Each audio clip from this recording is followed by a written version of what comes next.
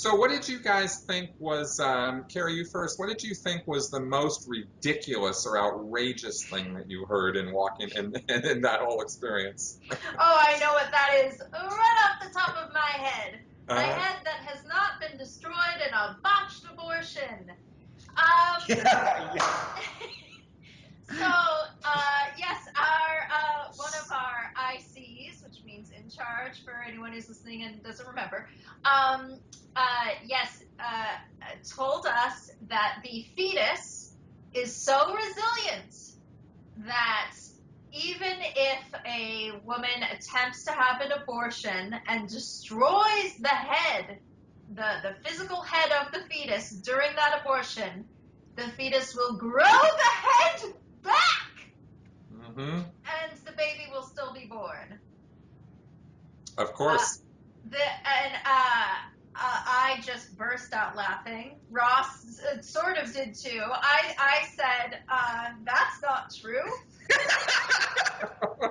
You actually said that in the middle of the Yeah, seminar? yeah. I mean, well, this was just me and Ross and the IC. We were just Okay. asking him some questions, and Okay. I don't remember what led to this. We were talking about something about in utero, which of course is very important stuff when you're talking about engrams.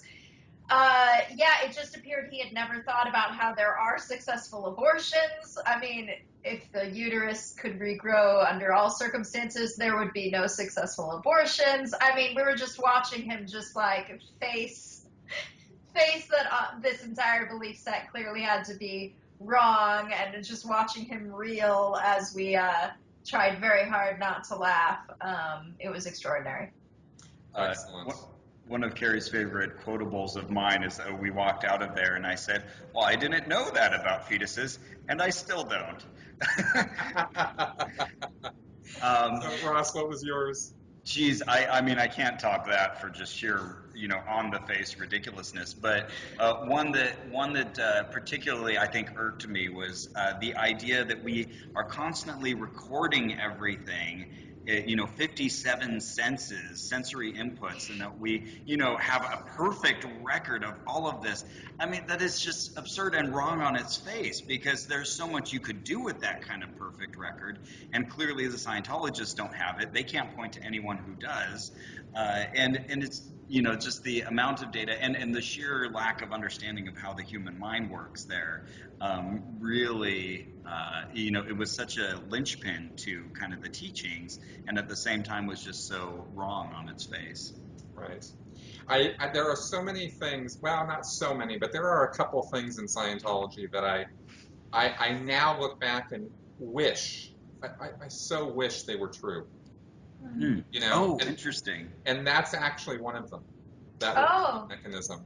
Because How cool would that be? wouldn't that be the most coolest thing awesome ever if you could Oh, actually yeah. somehow, get access to that level of recall Yes, yeah. of life? please. I mean, your entire life would be available to you. I mean, that would be your entire education, everything. I mean, so I think there's a lot of wishful thinking that goes on in Scientology with this, where people buy into it because they want to believe it's true.